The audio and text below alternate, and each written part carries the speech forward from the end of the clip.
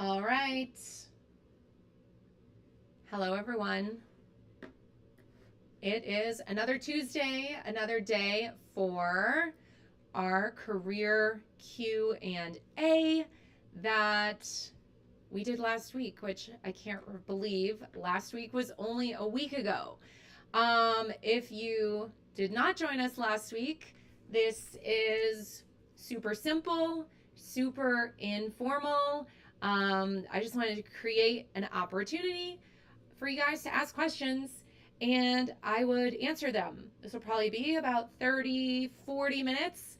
So I would love if you start putting your questions in the chat, and I will do my best to get to as many as possible. I don't have slides, I don't have anything prepared in advance.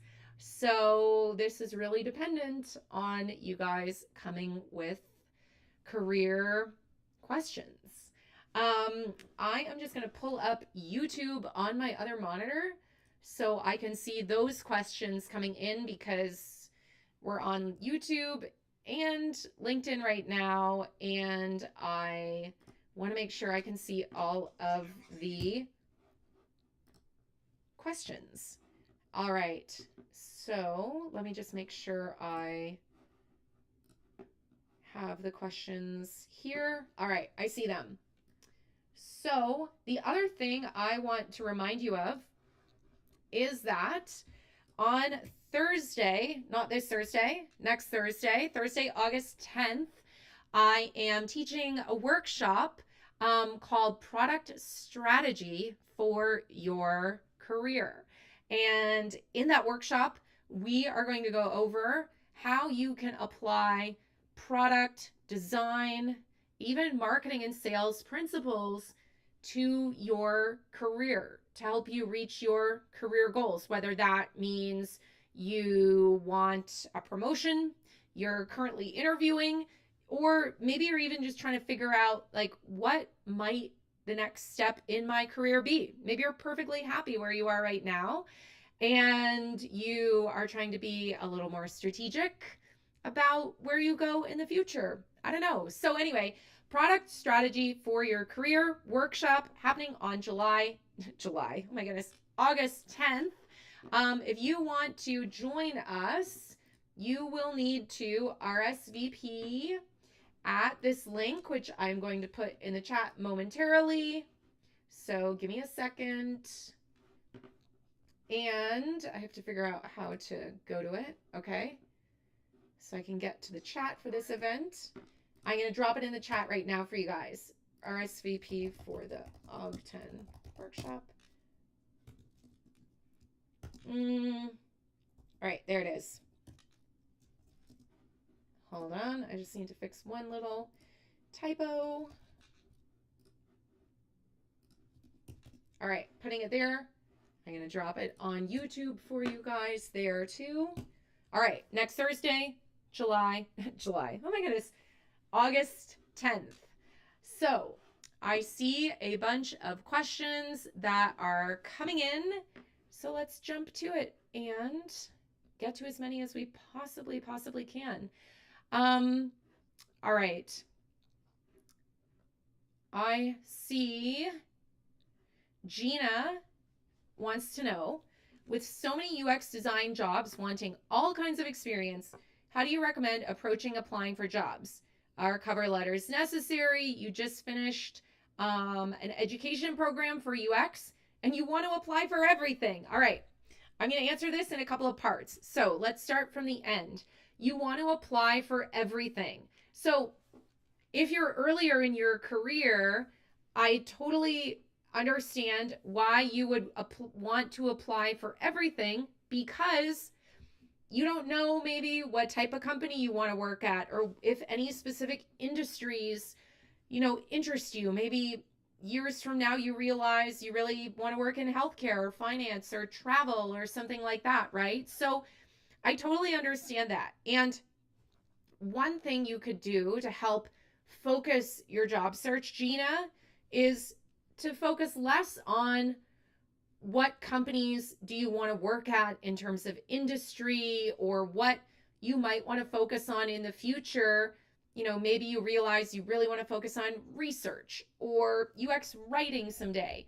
Instead of getting caught up in all those details, I would start thinking about what types of companies do you want to work at? Meaning, are there certain cultures? Are there certain sizes of companies? Do you really want to work at a startup? Or are you thinking, I want to work at a big established company like Amazon or YouTube or who knows what, Delta Airlines, right? So you could think about company size, company age, for lack of a better word, company culture. Like, are you very much wanting to work at a company that's very mission driven or socially conscious or environmentally conscious? Could you be thinking about criteria like you really need to work at a company with specific benefits they offer? So, Gina, that might help you narrow down or start to narrow down your job search. Concerning how do you approach applying to jobs, and are cover letters necessary? So cover letters, I would say, yes, it can't hurt. Now, many people would love to argue and say cover letters are dead and they're a waste of your time, and how dare companies ever ask you for a cover letter? But I think if you write a good kind of baseline cover letter, then it's not going to take you much time to just tweak that for different jobs you apply to. And what if the cover letter is the thing that gets their attention and gets you an initial interview? So for the kind of potential return on investment of making a cover letter, I think there's potential very high return on investment, meaning an interview. So why wouldn't you make a cover letter? And so few people write a clear and engaging and short cover letter that if you do a good cover letter, it will catapult the chances that you actually stand out. So that's my thoughts on cover letters. And then how do you recommend applying to jobs and approaching that process to begin with? So like I said, clarity of kind of companies you want to work at and kind of developing a criteria around that. Also, I would say really focus on relationships and using LinkedIn. LinkedIn is where recruiters and hiring managers hang out. That is also where they use the recruiting tool called LinkedIn Recruiter. So they will not find you in LinkedIn Recruiter if your profile is not optimized, is not filled with strategic keywords and phrases that relate to the jobs you want. If your work history isn't finished, like if they go to your profile and it's half filled out, that's not a good first impression. The other thing that a lot of people don't know is that if you have specific companies you want to work at, you should be what's called engaging with their company on LinkedIn, any posts that the company makes, even people that work there. Because when the LinkedIn algorithm sees that you, as a potential candidate, are engaging, commenting, liking, etc., content from the company and people who work at the company, guess what? LinkedIn Recruiter may prioritize you in the search results when recruiters and hiring managers are looking for people inside LinkedIn Recruiter. So Gina, I know that was a lot. I hope that wasn't too overwhelming. You'll have to go back and re-listen to this and take some notes. But I know those answers alone probably covered many questions that other people had. So let's see what else we have. Thomas wants to know, what is the best approach to discover career opportunities when working at a company? Come up with specific proposals and ask management, or express interest in opportunities and wait for management to come forward with specific opportunities. So I think to clarify Thomas's question, this question is, what's the best way to find opportunities at the company you're already working at to gain new skills, experience, responsibilities, etc.? I think that is the question. So for that, I think, this is a great opportunity to make the most of any one-on-ones or performance reviews that you have with your boss or manager. If you have one of those coming up, you might want to plan on bringing that up as something that you want to talk about. Like, hey, I'd really love to, learn more about this or develop more skills in that or a certain software or something. I would be prepared to bring that up. Now, I think what you want to do is try and tie that back to how does that help the company? How does that help your manager? How's that going to make their life better or easier or something like that? So where possible, try and think of that. So when you kind of bring this up, it doesn't just sound like me, and I want, but I'd be really interested in learning X, and I'd be able to apply this to my job in these ways. That I think will be received a lot better than just, I want to learn all these things. Do you have any budget for this? So make it about them as well as you. But if you only make it about you, probably won't go over well.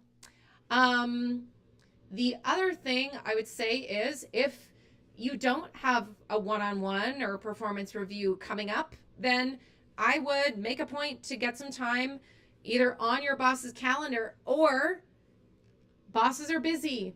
They maybe don't want another meeting. So maybe you could lay this out in an email, maybe even make a little presentation or pitch deck, keep it short. But I think hopefully, Thomas, that gives you some ideas for what you could do to, find opportunities that might exist in your company. Let's see what else we have. Kome, I answered your question already. If you're just tuning in midway, reverse back to the beginning, rewind back to the beginning when you have an opportunity. We covered what's the best way to apply for jobs as a new UX designer. In addition to focusing on LinkedIn and relationships, I will also say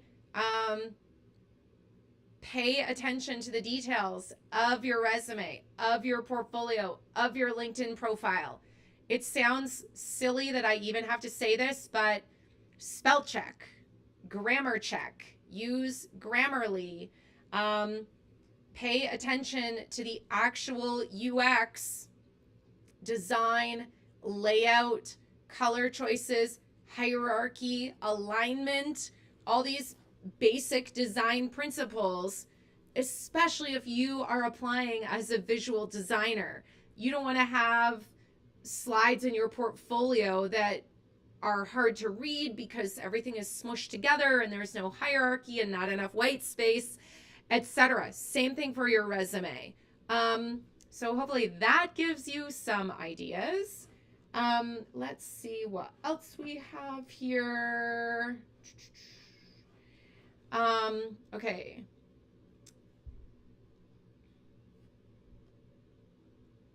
I see a bunch of questions. I'm going to go to this screen. I'm going to stay on this one. Okay. Becky said, question about curating skills, because you've learned a lot of software and coding skills, but you're not always sure all of it is relevant to the jobs you're applying to, especially where the job description is saying they really need UX designer, but the role is not called UX anything. Okay, so when it comes to thinking about all of the skills and all of the experience that you could include, Becky, the one thing to think about is, and let's take your resume, for example, and you can kind of extrapolate these tips to everywhere else. But tip number one is you could think about on your resume, can you group your skills into logical groups? So maybe you have a section of skills that are all about research. Maybe you have another section of skills that are all about project management or design systems or I don't know what. I think you don't want to get so granular that there's only 2 skills in a group. That would kind of seem weird to me. But I've seen people group it into like design and research, or research and project management, or UX writing and research, depending on what the person does. So, Becky, that might give you some ideas for how to curate the skills. The other thing to think about is that, especially when it comes to your resume, this is where taking the time to make a separate version of your resume for every job you apply to could help you really shine a spotlight on the skills that are most relevant based on the job you're applying to right now. Of course, you can't do this with your LinkedIn. You can't make a different version of your LinkedIn for every job you apply to, but your resume, you can. So that might mean you're rewording some bullet points, you are adding some bullet points, you're removing some bullet points to, I love how you phrased it, curating your skills, right? And curation is such a really important part of our career, our job search, because what you want people to know about you may vary from role to role. So always be thinking about, how can I curate my resume, my portfolio, what I say in interviews, my cover letter, etc. Becky, I hope that one answered your question. Let's see. Okay. Kate, you asked a question about the job search and where to look when you don't know what you want, etc. I think, again, if you joined a little later, go back and listen to the answer I gave Thomas, was it? Oh no, it was Gina, I think, earlier, because I went over the importance of having kind of criteria of what you may be looking for in your job search, and you're open to different things. Yeah. If you're not sure, maybe start with the culture, the company, the team size, etc. So Kate, I hope that one answered your question.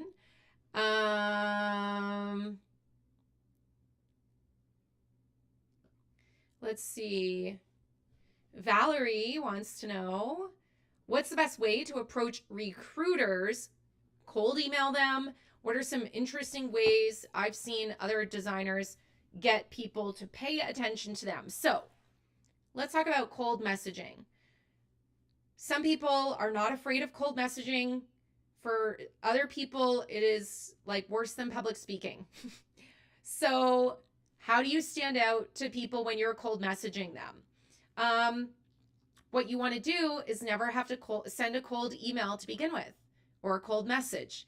Now, how do you do that? Well, let's think about this. So cold emails are cold because they're a stranger. They don't know you. So what you can do is start to increase your visibility with people you might want a cold message well before you ever message them. And if you do this, your message or email will not come across as a cold message. It'll be more lukewarm. And another way to say this is, if you are messaging someone that you've never interacted with, they've never seen your profile picture or your name before, you're going to be a stranger. Like, we could maybe rephrase cold emails to stranger emails, right? On the other hand, if you know you want to apply to a job at a certain company, or there are certain hiring managers or recruiters that you might want to reach out to someday, start talking to them on LinkedIn. Like, LinkedIn, like it or not, that's where people are found, are noticed, and get hired. And so on LinkedIn, you want to become friendly with these people. And how do you do that?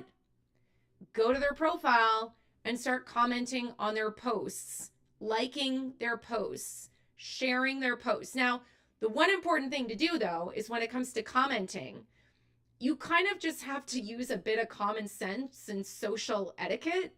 Don't go to the profile of someone that you want to kind of become friendly with and just like their past 20 posts and put comments on everyone. And I say this because it's happened to me.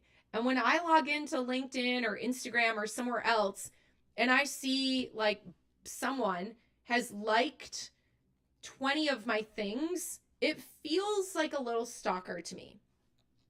In the same way, when you're leaving comments, don't just comment and say like, cool, nice, thanks. Like, one word comments are boring. If you want to be memorable, come up with something beyond just one-liners in your comments.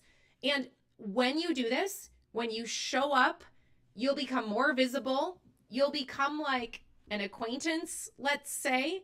And then when you message them, they'll be more likely to think, oh, that's Sarah. I recognize her photo or her name because she comments on my LinkedIn every now and then. Maybe I'm actually going to read the message. So Valerie, I hope that gives you and everyone some ideas of what to do when it comes to, cold emailing. And instead of sending stranger emails, let's send acquaintance emails instead, because acquaintance emails are more lukewarm than stranger emails. All right, so let's see here. Gina said you want to work for an educational company, but you can't find any openings. I don't have a list of education companies off the top of my head, but there are so many.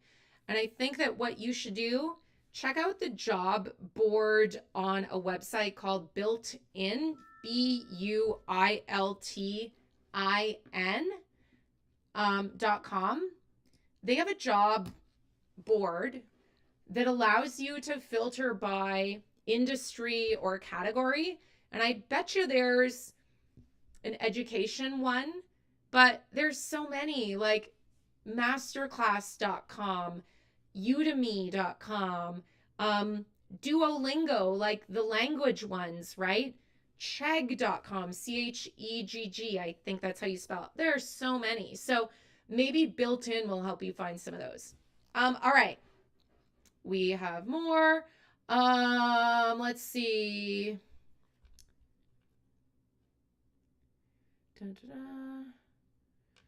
Becky wants to know, back to cover letters, what if you try to do research, can't find a hiring manager? What if the only way it seems to apply is to use their website and ATS?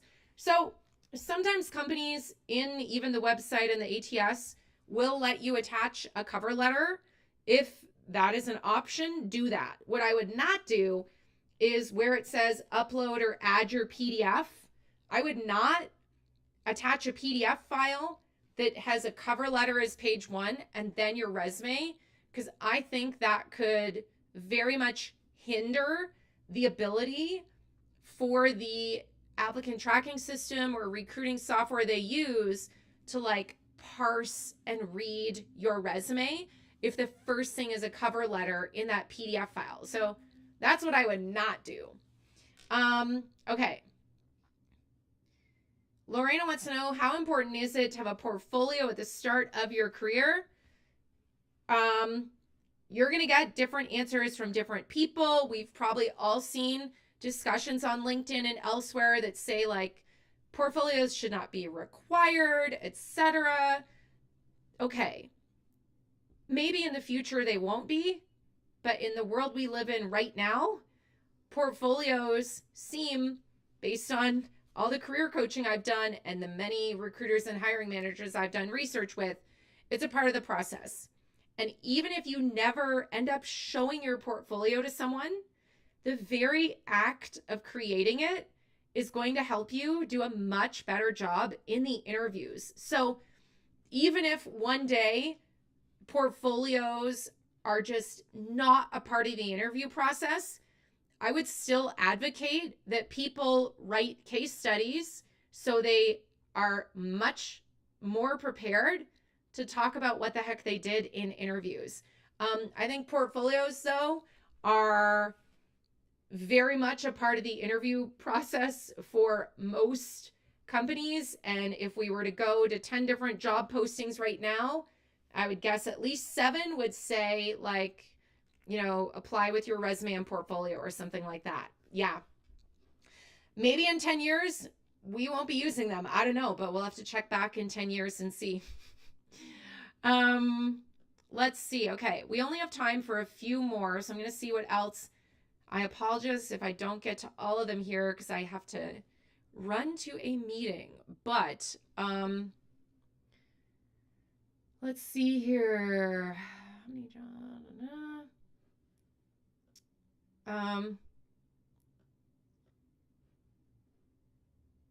let's see. Oh, okay. Ashley said, what is your opinion on the experience years on job postings for UX designers? So on job descriptions, when it says you need to have X years of experience, okay, I would say you don't have to exactly match it. So if it says you need 5 years of experience and you have 4, I would still apply. If it says you need 2 years of experience and you have 1, or potentially if you're searching for your first job, you might still be able to apply. Now, if it says you need 15 years of experience and you have 3, that's probably a stretch. So again, common sense. We have to kind of think for ourselves a little bit here. But if it says 2, let's say, and you're looking for your first job, I would say apply anyway. Those are not always hard and fast requirements of the role. And I've definitely had conversations with multiple people who said that even though a role they were hiring for said 3 years, some of the people who applied who were looking for their first job did such a better job at their resume or portfolio or the interviews that they ended up getting hired even though people with 2-3 years of experience applied. So don't let that number on job descriptions, number of years experience, keep you from keep you from applying to jobs. But again, common sense. You're not going to get hired as a UX manager if you have 3 years of experience, probably. All right, Ashley, I hope that answered your question. What else do we have here? We'll do 2 more. Daniela is changing from marketing to UX. Awesome. How can you stand out since you are a junior person, but also have experience working with clients, etc.? So if you're switching to user experience or, switching from one field to another, it doesn't matter what, you really want to think about what have you done in your previous job or jobs that is very transferable skills that you can use on day 1 in your new job.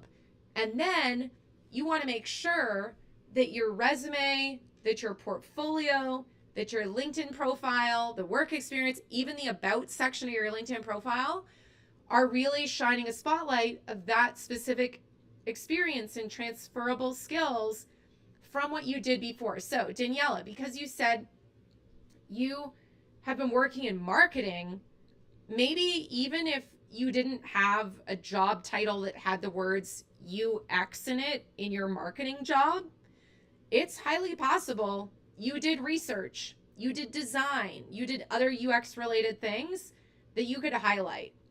And even if you didn't, you probably have experience with a lot of the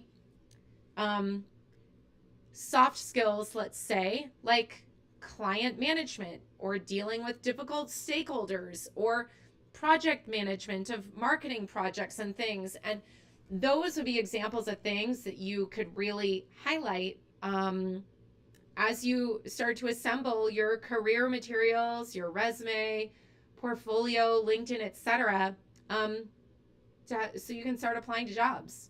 So Daniela, I hope that answers your question. All right, so let's see here. A bunch of you are asking for job boards. I don't have any magic job boards. I don't have a big list of them. I mentioned built-in, builtin.com. Oftentimes I'm asked, like, what are the job boards for senior designers or junior designers, etc. I hate to say it, but just Google it, because so many other people have created lists of job boards and you'll find those lists. So for any of you who are asking about that, I don't have a magic job board. I would say the more specific your Google search, the better. So don't just put UX job boards, put UX researcher job boards, or job boards for junior UX designers, job boards for UX writers. There are specific job boards related to all of the kind of disciplines within UX. So think about that. All right. Let's go to Chris's question, and this will be it. So Chris wants to know, your first UX job was with a company where you're doing government contracts and you can't show that stuff or talk about them in too much detail for obvious security reasons. What does that look like when you're trying to create a portfolio or work, or when looking for to apply to UX jobs or something? So I'm not an attorney, but I would say I think there are probably ways to still consider how you can talk about what you've done in a very abstract way. If you worked on a research project, let's say, like, can you figure out how to talk about these things you've worked on without mentioning the exact government department or the name of the, software or tool or whatever it was? I think that concerning showing screens and not being able to show stuff, sometimes, whether it's government contracts or not, like, yes, there will be times when you may not be able to show anything at all, like hard stop, right? There are other times when maybe you can show it if you blur out certain information, redact stuff, etc. I don't know. But I would think to yourself, is this a matter of, I can absolutely never, ever, ever show this to anyone ever in the history of time? Or if I make changes, redact, etc., crop even, could I show parts of it? Also consider, would I be allowed to show this if it was on my computer in an interview versus someone does not want you to put that on a website that is accessible to the entire world? So those are a couple of things to think about. But let's say I worked on a top secret project for the Mayo Clinic, the big, medical clinic. Let's imagine that. Okay, but I'm not allowed to talk about anything. Okay. How would I describe the Mayo Clinic? A,